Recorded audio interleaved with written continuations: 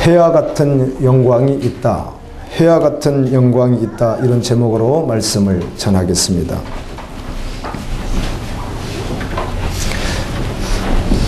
성령께서 마태를 통하여 오늘 이 말씀을 기록하게 하실 때는 영원하신 아버지, 전능하신 그 아버지께서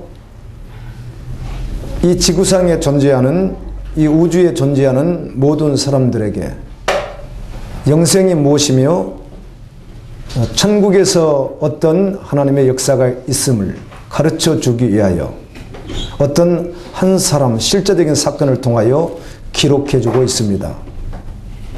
그러므로 오늘 이 말씀은 이 청년과 예수님과의 대화, 그리고 제자들과 대화가 아니라 오늘 하나님과 우리의 대화가 되어야 될 줄로 압니다. 그래서 우리가 그 말씀 앞에 직면에 서고, 그리고 그 말씀 앞에 말씀으로 반응되어져야 합니다. 청년이 영생에 대한 관심을 가지고 예수님께 나왔는데, 이 말씀 배경을 통해서 알 수 있는 것은 오늘 현대적 교회로 본다면 교인입니다. 직분은 알 수 없지만 다른 성경에서는 부자 간혼이라고 하는 말을 통해서 알 수 있듯이 아마 이 사람이 30세는 넘은 사람이며 오늘날로 말한다면 아마 안수 집사 정도 되는 사람이 아닐까. 나이로 우리가 규정을 지어서 그렇지 어쩌면 장로님은 아닐까. 평신도 수준은 아닌 것 같습니다. 적어도 이 말씀을 통해서 이 사람의 배경을 보게 되면 오늘날 교회로 본다면 어떤 중직자이었을 것 같은 그런 사람입니다. 그런데 그가 영생에 대해 갈급함이 있었습니다. 영원한 생명에 대한 갈급함입니다. 아마 그가 있던 곳에서는 그 갈급함을 채우지 못했다든지 그 갈급함이 해결되지 않았기에 당시에 진리를 전가하시는 주님에게 나오면 답을 얻을 수 있으리라 생각했던 것 같습니다. 그래서 묻습니다. 그랬더니 예수님께서 대답합니다. 너 율법을 지켰느냐고. 그랬더니 어떤 율법 말씀합니까? 도둑질하지 말라, 살인하지 말라, 간음하지 말라, 내 부모를 공경하라 라고 했더니 예수님 그런 말씀 다 잘 지켰습니다. 예수님 앞에서 그렇게 말씀을 하는 것으로 보아서 지킨 사람 같습니다. 그때 예수님께서 말씀하기를 그런데 너 온전하고 싶지? 이렇게 질문을 합니다. 요한계시록 3장에 보게 되면 이 사대교회에 주시는 말씀이 있는데 너희는 살았다고 신앙생활 하는 것 같은데 너희는 영적인 사람이라고 하는 것 같은데 내가 보았을 때는 죽었다. 이렇게 말씀합니다. 그런데 그 가운데 죽지 않은 자들이 몇 명 있다. 그리고 아직은 다 죽지는 않았는데 지금 서서히 죽어가는 자들이 있는데 너희들 행위가 온전하지가 않다. 나는 주님 이 정도 드리면 되지 않습니까? 이 정도 주님 앞에 내 삶을 드리면 되지 않습니까? 라고 우리 생각은 할 수 있지만 주님 보셨을 땐 온전하지가 않다. 이렇게 말씀합니다. 온전하지 않는 자는 흰옷을 입을 수 없다고 합니다. 세마포옷을 입을 수 없다고 말씀합니다. 이 청년에게 너 온전하고 싶지? 너 온전해야 영생을 얻을 수 있다. 이 말씀입니다. 너 온전하지가 않다. 너 지금 신앙생활을 하고 있는데 온전하지가 않다. 너 가진 재물을 다 팔아서 가난한 자들에게 다 주고 오라. 그러면 하늘에서 보화가 있으리라. 그리고 그 후에 나를 따르는 제자가 되라. 이렇게 말씀했습니다. 그랬더니 이 사람이 재물이 많은 거로 근심이 되었습니다. 다른 것은 모르겠는데 자기는 주님을 잘 섬기는 줄 알았더니 하나님께서 성령으로 수사를 해서 그 심령을 다 깊이 살펴보았더니 그런 것들이 온전하지 않는 것이에요. 근심하면서 돌아갔습니다. 예수님께서 말씀하기를 부자가 천국에 들어가기가 낙타가 바늘기로 들어가는 것보다 어렵다라고 말합니다. 제자들이 당황스럽습니다. 그러면 누가 구원받을 수 있습니까? 사람으로는 할 수 없으되 하나님은 하신다고 말씀해 주십니다. 그때 베드로가 말하기를 주님, 우리는 모든 것을 버리고 주님 쫓았습니다. 앞으로도 그렇게 쫓아갈 것입니다. 그러면 우리는 무엇을 얻게 됩니까? 이렇게 질문합니다.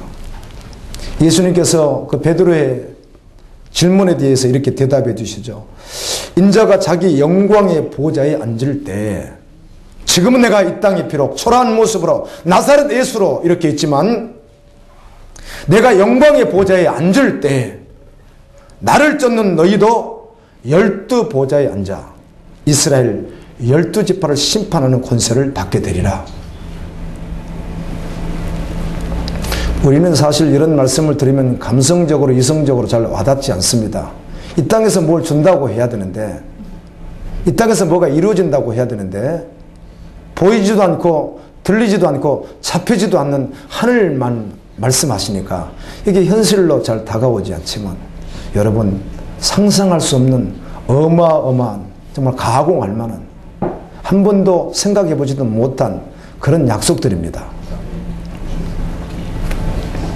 그리고 예수님께서 이어서 말씀하기를, 내 이름을 위하여, 나의 복음을 위하여 집이나 형제나 자매나 부모나 자식이나 전토를 벌인 자는, 다 벌인 자는 여러 해를 받고 영생을 상속하리라. 이렇게 말씀해 주셨습니다. 고린도전서 15장 41절에 보면, 하늘에 가면 하늘에서 주시는 영광이 각각 다른데, 해의 영광도 있고 달의 영광도 있고 별의 영광도 있다는 것이에요. 그런데 그 영광도 각각 다르다는 것이에요. 이 땅에서 주님을 쫓아가는 사람들의 행위에 따라서 하늘에서 영원한 영광이 다르다는 것입니다. 예수님께서 제자들에게 약속했던 마태복음 지금 이곳 말씀에서 약속하신 바로 이 말씀이 요한계시록 20장 4절에 보면 요한이 보았습니다. 그 말씀 이루어진 모습들을 보게 되는데, 또 내가 보좌들을 보니 거기 앉은 자들이 있어 심판하는 권세를 받았더라. 또 내가 보니 예수의 증거와 하나님의 말씀을 인하여 목배움을 받은 자의 영혼들과 또 짐승과 그의 우상에게 경배하지도 아니하고 이마와 손에 그 표를 받지도 아니한 자들이 살아서 그리스도로 더불어 1000년 동안 왕노릇하니, 심판의 권세를 받고 보좌에 앉아있는 자들이 있습니다. 1000년 동안 왕노릇한다는 것입니다. 예수님 말씀만이 진리입니다. 예수님을 믿는 분만 아멘합니다. 예수님을 믿는 분만 크게 아멘합니다. 그렇다면, 여러분이 아멘 하셨기에, 그렇다면 이제 말씀 앞에 직면에 서야 할 차례입니다. 이 시간 말씀 앞에 직면에 서야 됩니다. 왜 그런가 하면 로마서 2장 13절에 말씀했던 것과 같이 의인은 율법을 듣는 자가 아니라 듣고 행하는 자, 지키는 자이어야 하기 때문입니다. 그래서 말씀 앞에 이 시간 서는 시간입니다. 질문 드리겠습니다. 여러분, 무엇을 버렸습니까? 주님을 위하여 다 버렸습니까? 주님을 위하여 모든 것 정말 버렸습니까? 한번 서보십시오. 우리 주님은 우리에게 다 버리라고 하시는데, 정말 무엇을 버렸는지, 다 버렸는지 여러분이 직접 주님 말씀 앞에 직면해 서라는 것입니다. 빌립보서 3장 8절에 보면, 또한 모든 것을 해로 여김은 내 주 그리스도 예수를 아는 지식이 가장 고상함을 인함이라. 내가 그를 위하여 모든 것을 잃어버리고 배설물로 여김은 그리스도를 얻고, 그리스도를 얻는데 방해되는 요소는 배설물처럼 버렸다고 사도 바울이 고백합니다. 여러분, 바울이 고백한 이 말씀 앞에 서보십시오. 주님을 믿는데 방해되었던 수많은 요소들 가운데 어떤 것들을 배설물처럼 여겼습니까? 그리고 그것을 버렸습니까? 예수님은 이어서 이렇게 말씀합니다. 내 이름을 위하여 집이나 형제나 자매나 부모나 자식이나 전토를 벌인 자마다 여러 배를 받고 또 영생을 상속하리라고 하셨는데, 여러분에게 묻습니다. 집 버렸습니까? 여러분에게 묻습니다. 형제 버렸습니까? 복음을 방해할 때, 신앙을 방해할 때, 주님을 따를 때 말씀하는 것입니다. 자매를 버렸습니까? 부모나 자식이나 전토를 정말 다 내려놓았습니까? 전심이 정말 주님입니까? 여러분에게 질문 드립니다. 속이지 말고, 자기 양심을 속이지 말고 전심으로 주님 앞에서 자신을 한번 비춰보십시오. 주님을 위하여 언제든지 각을 떠서 드릴 준비가 되어 있습니까? 주님이 원하시면 언제나 그렇게 하시겠습니까? 그렇게 하겠다는 것이 여러분의 전심입니까? 마가복음 8장 35절 말씀에서 예수님께서 말씀하십니다. 누구든지 제 목숨을 구원코자 하면 잃을 것이요 누구든지 나와 복음을 위하여 제 목숨을 잃으면 구원하리라. 정말 여러분의 목숨을 주님을 위해서 드릴 준비가 되어 있느냐고 묻습니다. 아멘. 그 앞에 직면해 서십시오. 교회에서 인정하는 직분자 칭호가 중요한 것이 아니고, 어떤 목회자나 어떤 단체에서 주는 칭호나 어떤 직분이 중요한 것이 아니라, 성경에서 말하는 직분에 합당한 자, 성경에서 말하는 제자, 성경에서 말하는 그리스도인, 아멘. 그 사람이 중요한 것입니다. 육신이 피곤해서 쉬시는 분 말고는요, 눈 뜨세요. 미혹되니까 고개 드세요. 오늘 굉장히 영적인 시간이고요. 아멘. 주님이 일하고 계시는 시간인데, 그 시간에 유두고처럼 잠들면 떨어져 죽습니다. 피곤하면 쉬시되, 그렇지 않다면 본인이 피곤해서 쉬는 게 아니라고 생각되면 눈을 뜨십시오.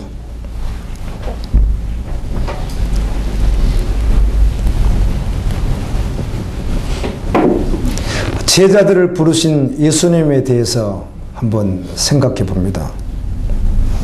이번 주간에는 사명이라고 하는 배경음악과 함께 제가 처음 본 그런 영상이었습니다. 많은 영상을 보았는데, 예수님의 제자들을 이 부르는 그런 장면들이 한 8분 정도 이렇게 되어 있는 말씀이에요. 부르시고 사역을 하다가 마지막 순교하는 것까지 소개되는 그런 내용들인데, 성경하고는 좀 달랐습니다. 왜 그런가 하면 여러분 아시다시피 이 사복음서에 예수님 제자들 부를 때 모습들이 나와 있죠. 구체적으로 이렇게 몇몇 분은 어떻게 불렀는지 알 수 없지만 몇몇 분들은 정확하게 현장에 있을 때 부르시죠. 베드로, 안드레 이렇게 금을 깃고 있는데 부르셨잖아요. 그리고 요한과 야고보도 아버지와 그 아버지의 일꾼들과 함께 배에서 일을 하고 있는데 그때 부르시죠. 마태 같은 경우는 세관에 앉아 있을 때 부릅니다. 이 나단나엘이라고 하는 사람은 바돌로메로 대체적으로 보고 있습니다. 이 나단나엘은 나무 아래 있을 때, 그때 안드레랑 같이 가서 이렇게 부르는 그런 장면들이 있죠. 제가 봤던 영상은 조금 다르긴 했는데 그래도 은혜가 되었습니다. 의미야 어떻게 되든 주님이 부르신 건 사실이기 때문에. 수많은 인파 가운데 예수님께서 바닷가에 서셔서 진리, 하늘의 말씀을 선포하시고 난 후에 내가 너희들 가운데 하늘의 능력을 줄 것이며 권세를 줄 것이고, 그래서 내 제자가 되게 하여 땅끝까지 복음을 전가하는 일에 사용될 자들을 이 시간 부를 것이다. 이렇게 주님이 말씀하니까 그 수많은 인파 가운데 사람들이 웅성웅성합니다. 2000년 당시 그들이 그 의상이라든지 이런 어떤 외모나 이런 것들은 오늘날하고 좀 다르죠. 머리는 길고 이렇게 좀 정리되지 않는 그런 모습이고, 옷도 좀 남루하고 두루마기 같은, 누더기 같은 그런 옷들을 걸치고 있고, 신고 있는 것들도 좀 초라하고 이제 그런 모습들입니다. 전형적인 2000년 전의 어떤 바닷가의 시골 모습입니다. 예수님께서 한 사람씩 이제 부르려고 하니까 다 긴장하고 웅성웅성합니다. 우리가 그 현장에 있었다면 부름받고 싶지 않으십니까? 그런데 그렇게 주님께서 불렀던 제자들이 이 땅에서는 영화를 누리지 못했습니다. 아무것도 소유하지 못했습니다.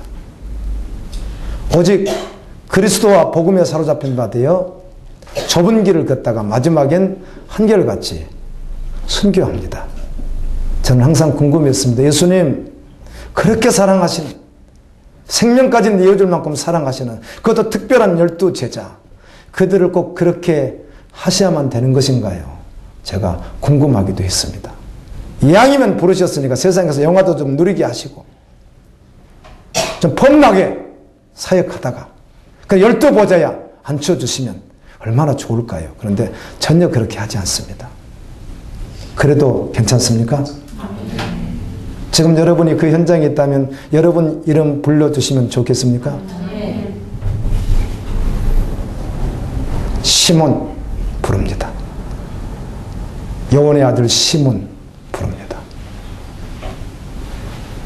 시몬의 동생이었던 안드레 하고 이름을 부릅니다. 주님이 부르니까 주님의 기적과 영광에 참여했던 그들이 앞으로 닥칠 환난은 아직은 모르니까 그 부르심 앞에 아주 너무 항홀해서 옆 사람들을 힐끗힐끗 쳐다보면서 영광스럽게 걸어나갑니다. 야고보, 요한, 빌립, 바돌레메, 도마, 마태, 알피 아들 다데오와 야고보, 시몬, 유다, 이렇게 12제자를 한 명씩 한 명씩 불러냅니다. 주님이 여러분 그렇게 불러주시면 좋겠습니까? 정말 사실입니까? 그럼 여러분을 위해서 살지 아니하고 정말 주님을 위해서 살 것입니까? 전심이 주님이며 정말 모든 것을 버리시겠습니까? 내려놓겠습니까? 예수님이면 충분합니까? 옷을 예수 그리스도 신랑 되시는 주님 앞에서 거룩한 신부로 준비되는 것이 여러분의 결론입니까?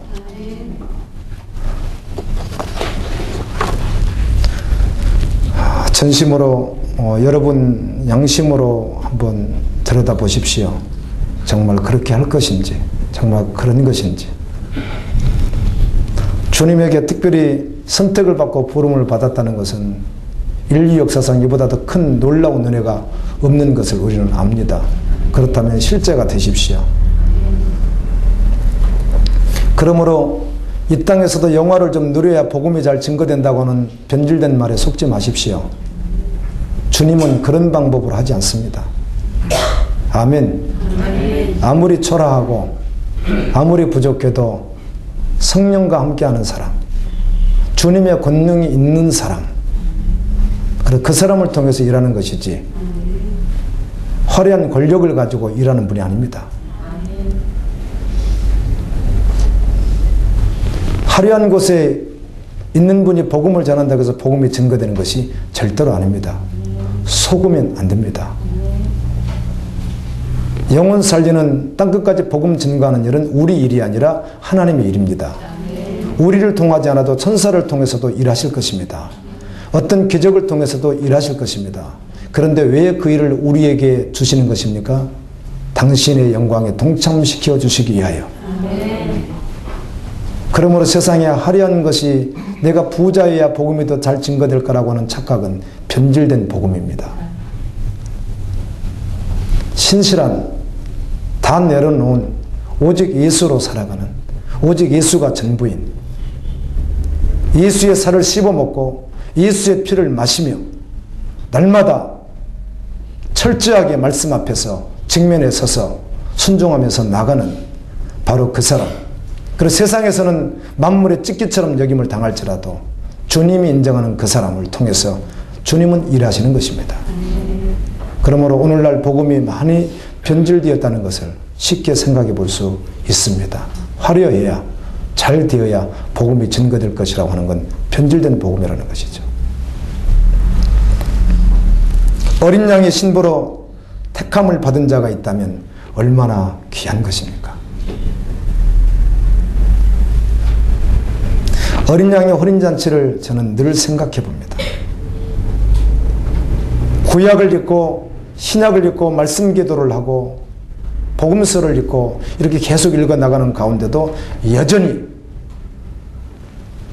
관심은 주님 오심이에요. 아멘. 모든 말씀을 볼 때마다 주님 오심이에요. 아버지 나라예요. 그 결론이에요. 상상을 해볼 때가 있습니다. 어린 양의 혼인잔치가 도대체 어떻게 열릴까? 어떤 모습일까?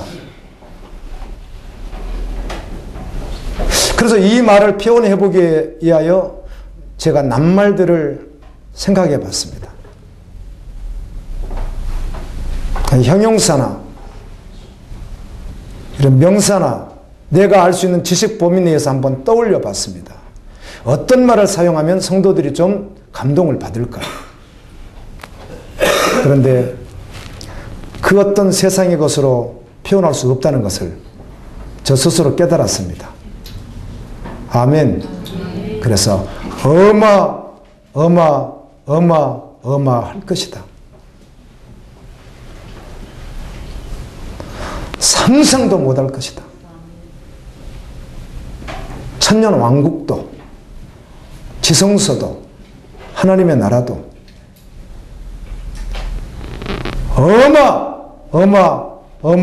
어마어마할 것이다. 내가 그렇게 적었어요. 여기다 적을 때요. 다른 단어가 떠오르지 않았습니다. 나이가라 폭포를 비유로 든다고 해서 어림도 없고요. 웅장함을 무엇으로 표현할 수 있겠어요?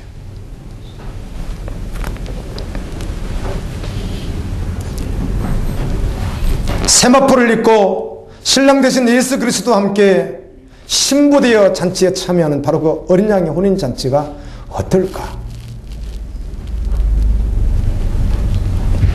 고린도전서 2장 9절에 보면 기록된 바 하나님이 자기를 사랑하는 자들을 위하여 예비하신 모든 것은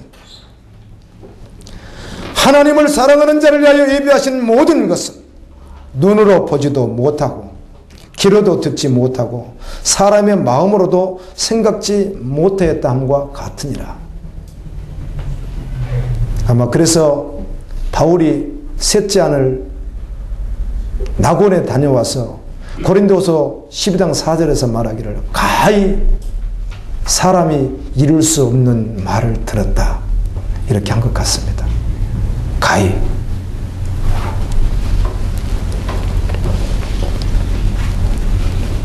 예수님의 부르심을 받았던 제자들, 주님 다 버리고 쫓았습니다 했던 그 제자들, 주님 승천하신 후에 성령 받기 전까지는 아주 연약했던 그들, 그러나 성령 받고 난 후에 주님에게 붙들렸던 그들을 생각해 봤더니 그 후에는 변질되지 않았어요. 오직 한 길을 끝까지 걸어갔습니다.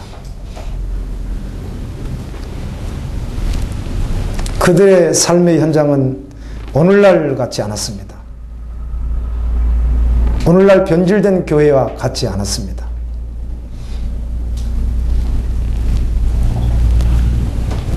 오직 말씀에 붙들려서 말씀에 결론되어 오실 주님만 바라보며 아멘. 한결같이 배설물처럼 다 버리고 쫓아갔습니다. 세상에서 남겨놓은 것이 아무것도 없습니다. 그들은 단 한 번도 노후를 준비한 적도 없습니다. 여러분, 복음이 영원한 복음이고 완전한 복음이라면 하나님께서 창세전에 준비하신 완벽한 복음을 우리에게 주셨다면 복음에는 완전 장치가 있습니다. 그 말은 복음을 받은 자는 마태복음 28장 20절에 있는 말씀과 같이 세상 끝날까지 항상 너희와 함께 있으리라. 그렇다면 복음에 붙들려서 사는 사람이라면 어떤 삶이 될지라도 하나님이 함께하는 것입니다. 아멘. 복음을 받았다면 그렇게 받는 것이에요. 복음 따로, 삶 따로, 내 고민 따로가 아니에요.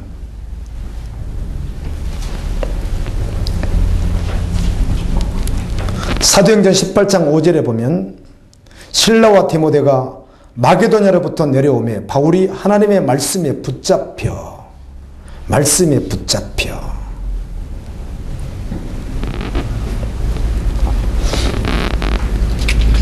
제가 대화를 해보면 어제도 청년과 대화를 하고 또 몇몇 분과 이렇게 대화를 해보면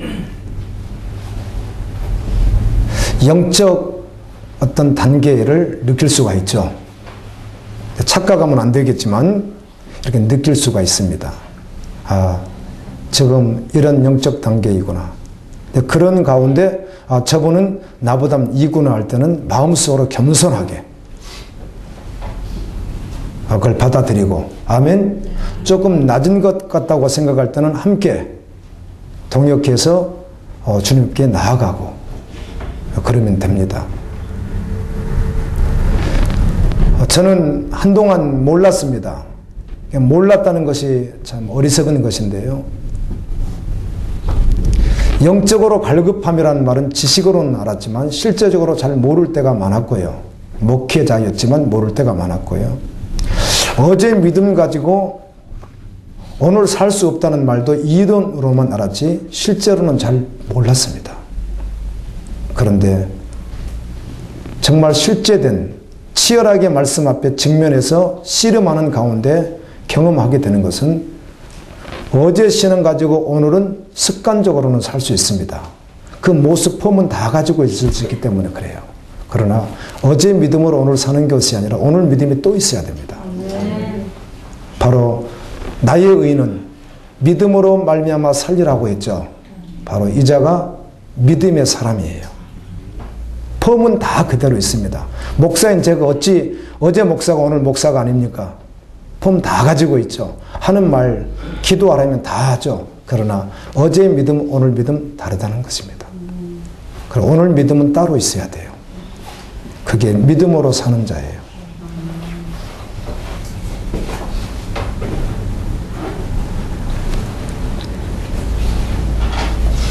생활이 넉넉하고 교회도 풍성하면 좋은 면도 있지만 믿음으로 살지 않아도 되는 이런 해괴한 일들이 일어날 수 있습니다. 믿음을 전혀 쓰지 않아도 되거든요. 사업도 되고 교회 모든 일들이 이루어가거든요. 그런데 주님은 믿음으로 하지 않는 것이 무엇이라고 했습니까? 죄라고 했는데 날마다 믿음이 필요합니다. 저절로 믿음이 생기지 않습니다. 왜 이렇게 오늘은 내 심령이 이렇게 갈급할까? 이렇게 내 심령이 힘이 들까? 내 심령이 이렇게 고통스러울까? 내 영이 이렇게 고통스러워하는가?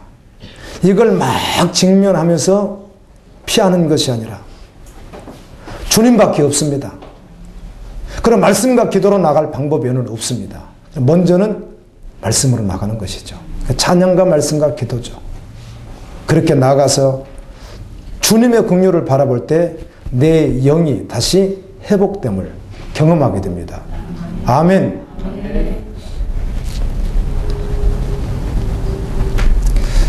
저절로 되어지지 않습니다. 이 말씀을 다 받을 수는 없죠. 그 영적인 차원이 되어야만 받을 수 있는 말이죠. 그렇지만 들으면 다 여러분들에게 결국은 영적인 어떤 상태로 나아가는데 도움이 될 줄로 압니다. 말씀에 붙들렸다는 것입니다. 말씀에 붙들렸다.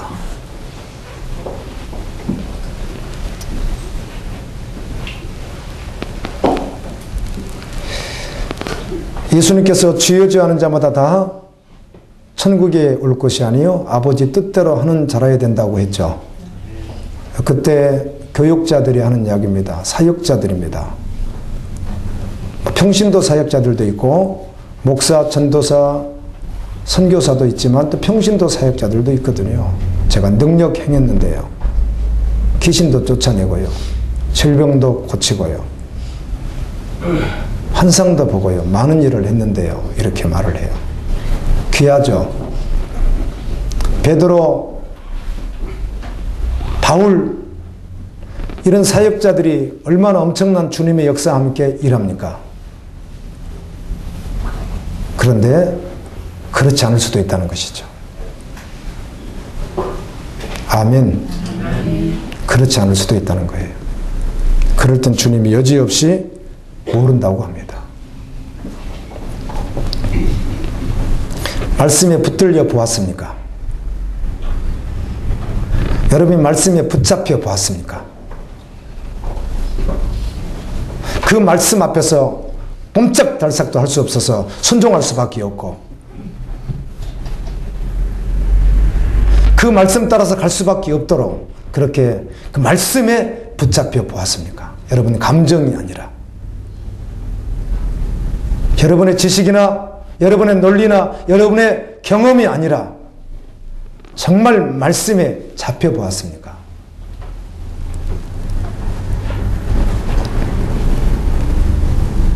요한계시록 7장에 보면 하나님의 입맞은 자들이 나옵니다. 땅 네 모퉁이에 서서 사방의 바람을 붙잡은 온 세상을 심판하게 한 천사들이 이렇게 있는데 이런 음성이 들립니다. 다른 천사가 이렇게 소리를 내칩니다. 하나님의 종들의 이마에 인치기까지는 아직은 해하지 말라. 붙들고 있어라. 이렇게 말합니다. 그리고 그곳에 입맞은 자 14만 4천이 등장을 합니다. 이 14만 4천이 누구인가? 입맞은 자 14만 4천이 누구인가? 성경은 이렇게 기록해 줍니다. 여자로 더불어 더럽히지 않고 아멘. 음란하지 않고 어린 양이 어디로 인도하든지 따라가는 자며 어디로 인도하든지입니다. 인도로 인도하든지 아프리카로 인도하든지 어디로 인도하든지. 그래서 이 말씀을 전하다 보면 이 직면에서 해야 되기 때문에요. 내가 지금 직장을 선택하는데 정말 주님의 뜻이냐 하는 것입니다. 아멘. 월급을 좀 더 많이 주어서 가정이 더 윤택해지기 때문에 내가 과를 선택하는데 정말 이게 하나님의 뜻인가 하는 것입니다. 아멘. 내가 이사를 가는데 하나님의 뜻인가 하는 것입니다. 내가 이 사업을 시작하는데 하나님의 뜻인가 하는 것입니다. 이 건물을 내가 매입하는 것이 하나님의 뜻인가? 이 집을 내가 구입하는 것이 하나님의 뜻인가? 정말 뜻인가? 아멘. 그렇지 않다는 것이에요. 그런데 지금까지 지내온 것 주의 크신 은혜라고 찬양하면서 훌쩍훌쩍 눈물을 흘린다는 것이에요. 그건 자기 감정일 가능성이 훨씬 많습니다. 아멘. 그런 걸 다 배제한 채로 오직 말씀에 붙들려서 어린 양이 인도하는 대로 따라가야 하기 때문입니다. 이 말씀이 어렵죠? 그냥 듣고 지나가면 좋은데 직면하라고 했을 때는 항상 문제가 되거든요. 우리는 직면하지 않습니다. 듣고 지나가는 종교인들이 많다는 것이죠. 제가 한 2년 동안 아무것도 하지 않았다는 말을 여러분에게 한두 번 말한 게 아니에요. 그 말은 아무것도 안 했다는 뜻이 아니라 지금까지는 부족하지만 내가 움직였다는 것이에요. 기도 인도하는 것도 내가 움직이고 말씀 전하는 것도 내가 움직이고 전도하는 것도 내가 움직이고 치유수양에 가는 것도 내가 움직이고 열린 모임을 통하는 것도 내가 움직이고 총동원도 내가 움직였다는 것이에요. 이게 다 주님 원하는 일 아니겠어요? 그러나 누가 움직였어요? 내가 움직였다는 것입니다. 그래서 내가 움직이지 않겠다고 작정하다 보니까 멍해졌습니다. 사람이. 멍한 거예요. 뭘 해야 되나 모를 정도로. 그리고 들리지도 않는 하나님 음성을 듣겠다고 그냥 주님 들려만 주세요. 이끌어만 주세요. 그렇게 있었어요.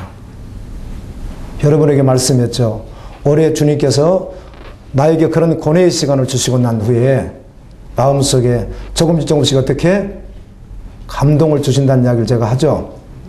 해봐야 이런 말을 같이 한다는 거예요. 이제라도 부족하지만 연약하지만 이제라도 내가 전도하러 가지 않고 내가 치유수양하러 가지 않고 내가 열린 모임 안 하고 내가 기도의 모임을 안 하고 누가 하시게 한다? 주님이 하게 하신다는 거예요. 그래서 어린 양이 인도하는 대로 따라가겠다는 거예요. 그것이 내가 전혀 원치 않는 길일지라도 내가 봤을 때는 손해보는 길일지라도 그렇게 하겠다는 거예요. 말씀 들을 수 있는 귀가 있기를 예수님의 이름으로 축원합니다. 입에 거짓이 없고 인내하며 하나님의 계명과 예수의 믿음을 지키는 자들이라. 입맞은 자가 그렇다는 것이에요. 하나님의 그런 자들을 인쳤다는 것이에요. 그들 인치기까지 아직은 붙들고 있어라. 환난을 붙들고 있어라. 아멘. 그 말입니다. 나는 주님이 인쳐주실 것인가? 나는 거룩한 신부로 주님이 인쳐줄 것인가? 말씀 앞에 직면에 설 수 있기를 예수님 이름으로 축원합니다. 이들은 두려움도 없었습니다. 예수 그리스도를 따라가는 이들은 두려움이 없습니다. 요한일서 4장 18절에 사랑 안에 두려움이 없고 온전한 사랑이 두려움을 내쫓나니 두려우면 형벌이 있음이라. 두려워하는 자는 사랑 안에서 온전히 이루지 못하였느니라 라고 합니다. 예수님의 사랑 안에 붙잡힌 사람은 두려움이 없습니다. 두려움을 갖지 않습니다. 성령 충만한 사람이 두려워하는 거 봤습니까? 결코 죽음도 두려워하지 않습니다. 아멘. 제자들은 주님의 부르심을 받고 사역의 현장에서 자신들을 위하여 살지 않고 오직 말씀조차 말씀에 붙들림 받아 성령의 이끌림을 받았습니다. 고린도후서 5장 15절 말씀에 그가 모든 사람을 대신하여 죽으심은 살아있는 자들로 하여금 다시는 그들 자신을 위하여 살지 않고 오직 그들을 대신하여 죽었다가 다시 살아나신 이를 위하여 살게 하려 함이라. 우리 중에 누구든지 자기를 위하여 사는 자도 없고 죽는 자도 없도다. 우리가 살아도 주를 위하여 죽어도 주를 위하여 죽나니 그러므로 사나 죽으나 우리가 주의 것이로다. 이 말씀 앞에 한번 또 서보십시오. 갈라디아서 2장 20절 말씀과 같이 내가 그리스도와 함께 십자가에 못 박혀 죽었나니 그런즉 이제는 내가 산 것이 아니요 오직 내 안에 그리스도께서 사신 것이라. 이제 내가 육체 가운데 사는 것은 나를 사랑하사 나를 위하여 자기 몸을 버리신 하나님의 아들을 믿는 믿음 안에서 사는 것이라.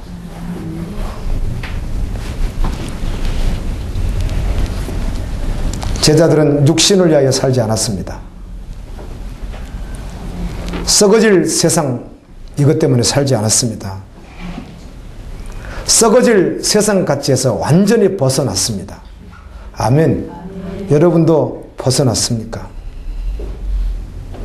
썩을 가치에서 정말 벗어났습니까?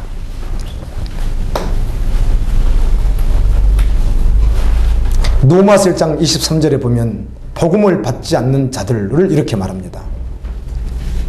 교회에 있기 때문에 복음을 받은 것이 아니라 복음을 받지 않은 자들입니다. 교회 안에 복음을 받지 않은 자들이 많이 있습니다. 썩어지지 아니하는 하나님의 영광을 썩어질 사람과 썩어질 사람이 누구예요? 형제요, 자매요, 부모요, 자식이요. 아멘. 주님보다 앞서지 않는다는 것이에요. 그런데 영광을 그것들과 바꿔버린다는 것이에요. 하나님의 영광을.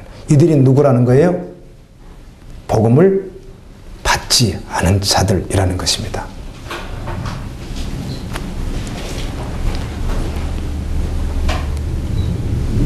제자들도 염려합니다. 제자들에게도 염려가 있었습니다. 그런데 제자들이 하는 염려와 오늘 우리와의 염려는 장르가 다른 것이 문제인 것입니다. 바울은 고린도후서 11장 28절에서 이외의 일은 고사하고 아직도 날마다 내 속에 이 근심하는 염려하는 일이 있으니 곧 모든 교회를 위한 것이라. 오직 하나님의 일을 위해서 염려했던 것입니다. 이걸 우리가 편의상 거룩한 염려라 이렇게 칭해주기도 합니다. 그런데 사람들은 누가복음 21장 34절에 있는 말씀과 같이 너희는 스스로 조심하라. 그렇지 않으면 방탕함과 술취함과 생활의 염려로 마음이 둔하여지고 뜻밖의 그날이 덕과 같이 너희에게 임하리라. 여러분이 즐거워하지 않는 이유를 살펴보십시오.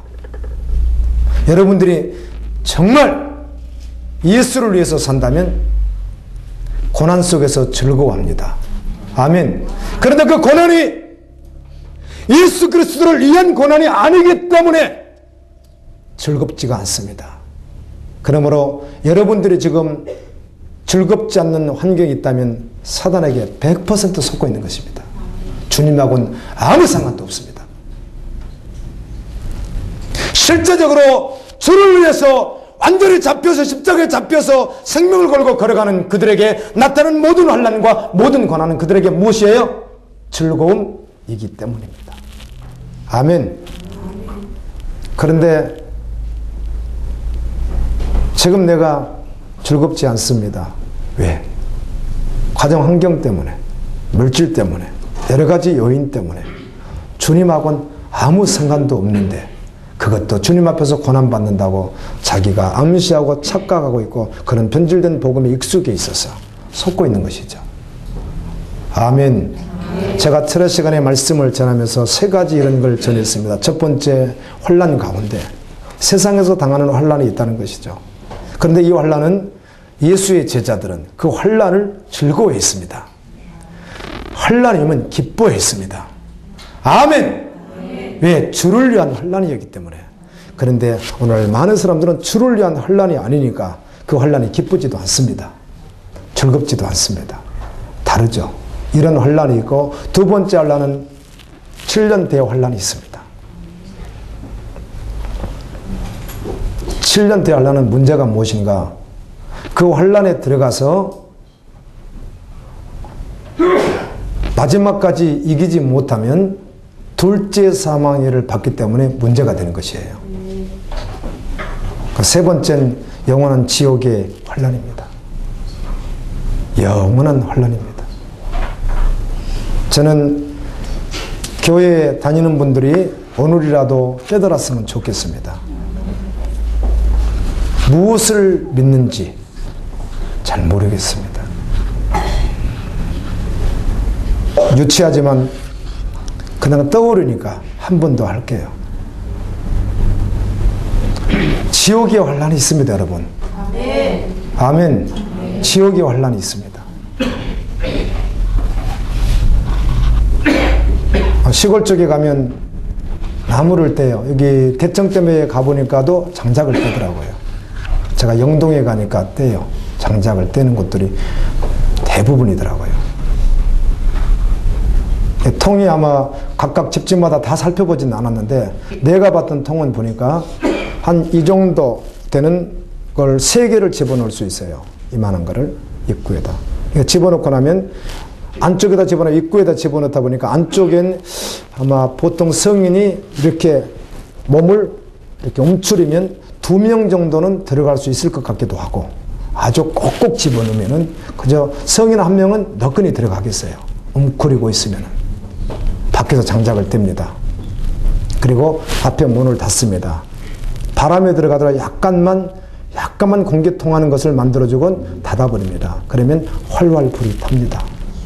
그 안에 웅크리고 한 사람이 앉아 있습니다.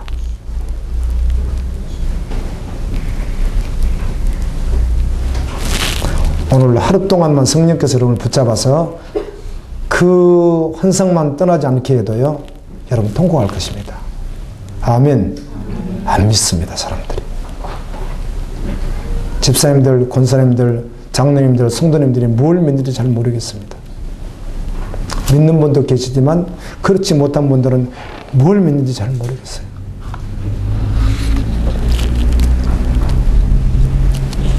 아멘. 예수님의 제자들은 부활을 목격한 자들이요, 승천하심도 목격한 자들이요, 성령의 체험도 한 자들이요, 하늘의 영광을 본 자들이요, 다시 오실 예수님이 결론된 자들이요. 그래서 그들은 세상이 감당치 못하는 사람들이었습니다. 아멘. 아멘.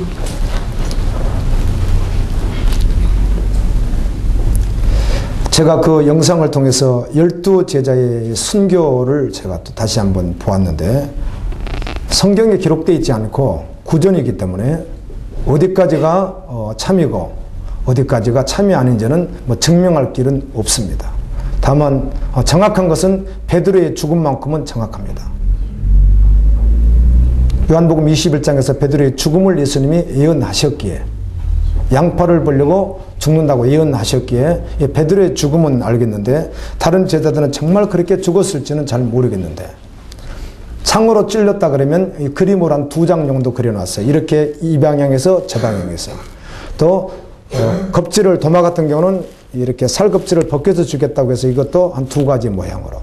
그 다음 목을 친 거는 목을 친 것을 한 2가지 정도. 이렇게 그림을 이렇게 그려놨는데, 그걸 보면서 제자들이 이렇게 이 땅에서 마지막을 보냈구나. 주님,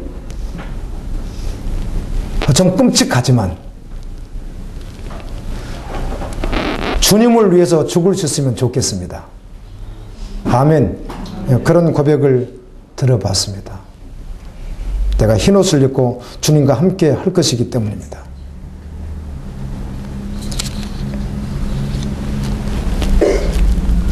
고린도전서 15장 58절에 보면, 그러므로 내 사랑하는 형제들아, 견실하며 흔들리지 말고 항상 주 일에 더욱 힘쓰는 자들이 되라.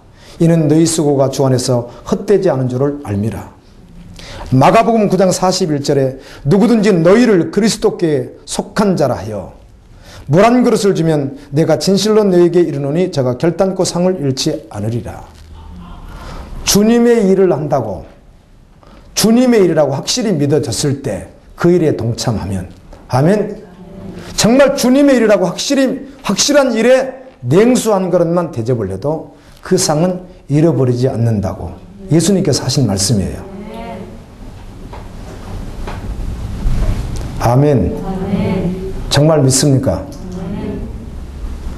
그런데 조심할 것은, 여러분이 시간을 들여서 봉사하고 헌신하고 충성하고 물질을 쓰는데 주님이 받지 않는 일에 참여했다면 무효입니다. 아멘. 완전히 무효인 것을 무효 아니라고 여러분들이 속아왔습니다. 지금까지. 누구에게? 모르는 사람들에게. 진리를 모르는 사람들에게 속아온 것이지, 주님이 쓰질 않아요. 이 주의 종도 안 써요. 주님이요. 주님 방법도 아니에요. 제가 말했죠. 믿음 없어도 설교할 수 있어요? 없어요? 믿음 없어도 전도할 수 있어요? 없어요? 믿음 없어도 선교할 수 있어요? 없어요? 다 할 수 있습니다. 믿음 없어도 밤새 기도할 수 있습니다. 믿음이 아닌 것은 주님 받지 않습니다. 그런 일에 내가 동참했다면 주님은 무효라고 합니다. 그러나 이 일이 정말 주님의 일이라면, 아멘. 그런 일은 동참하십시오. 주님이 받으시기 때문입니다. 이런 일에는 생명을 걸만합니다. 주님을 위하여 쓰임받는다는 것은 정말 위대한 것입니다. 지금도 주님께 그렇게 쓰임받고 있다면 놀라운 일입니다. 여러분 전심으로, 여러분의 양심으로, 여러분 전심으로, 이 일은 주님의 일이다, 그런 것을 항상 찾아낼 수 있어야 돼요. 그래서 평범하게 살지 말라는 거예요.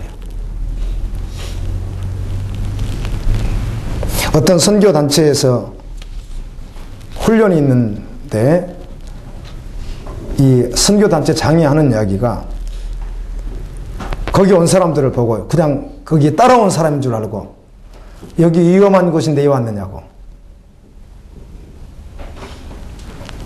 이제 평범하게 살기를 포기했느냐고 그렇게 묻더랍니다.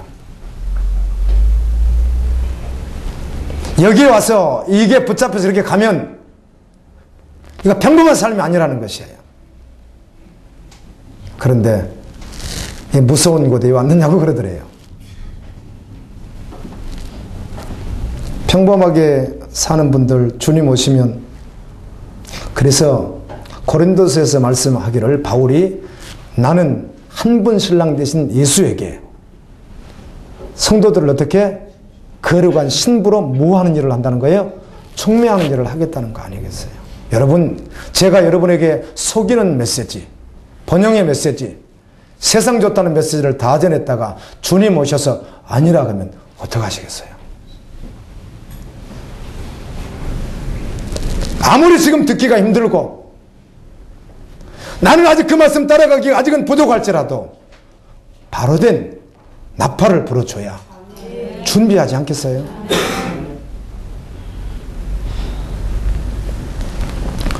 주님은 사랑하는 분만 아멘 합니다. 왜 사랑합니까? 그날이 있습니다. 우리가 그토록 변함없이 믿음 생활하는 이유, 거룩한 신부로 준비하는 이유, 왜 그렇습니까? 그날이 있습니다. 이사야 성경을 읽어봤더니 그날, 말일, 이런 구절들이 참 많이 나오는 것을, 제가 신학을 공부하면서 66권 성경을 공부하지 않습니다.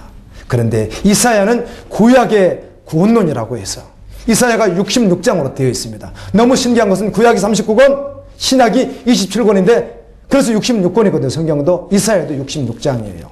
또 너무 신기한 것은 1장부터 39장까지는 심판에 대한 메시지예요. 그래서 40장부터 66장까지는 회복에 대한 순, 예수 그리스도 종, 오실 메시아, 이런 메시지예요. 너무 기가 막히게. 그래서 그렇게 논리적으로 공부를 했는데 주님 다시 오심을 깨우고 난 후에 이사야를 읽어가는 가운데 말일, 아멘, 그날은 동시적으로 주님 오시는 날이에요. 너무너무 기가 막히더라고요. 1장부터 들림과 쫓겨남이 기록이 되고요. 하늘이여 들으라, 땅이여 귀를 기울이라가 도대체 무엇이었는가? 도대체 하늘 들으라는 것인가? 땅을 들으라는 것인가? 아니에요.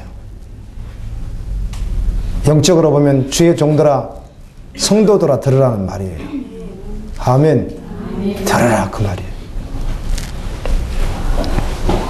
어린 양의 혼인잔치가 있습니다. 들림이 있습니다. 철난 대환란이 있습니다. 보좌에 앉혀주신다는 말씀 그대로 보좌에 앉을 자들이 있습니다. 거룩한 세마포옷을 입고 하나님의 보좌 앞에서 천사들이 있는 곳에서 상을 베풀어 주실 것이에요. 그리고 그때 주님께서 말씀하기를 이름을 새롭게 불러주신다는 거예요. 누구야, 누구야, 누구야라고 이름을 불러주신다는 거예요. 그러므로 예수가 결론이 되는 것이에요. 십자가가 실제가 되는 것이에요. 그날이 결론인 것이에요. 주님 오십니다. 반드시 약속은 이루어집니다. 오늘날 교회가 많이 부패했습니다. 거룩을 상실했습니다. 어제는 기독교 신문을 보고 우리 청계당 사건 다루는 걸 보고 내가 한심했습니다. 다 없는 것으로 하자고 하는 그 내용을 보고 참 주님 두렵지도 않은지 대표들이 그러는 걸 보면서 한심했습니다. 동영상을 보시는 분 상명교회입니다. 대구에 있습니다. 방송 나가는데 참고하십시오. 이것이 제자의 삶입니다. 아멘. 그러므로 제자의 결론은 오직 예수면 다인 것입니다. 예수면 충분한 것입니다. 예수님 말씀만이 진리인 것입니다. 하나님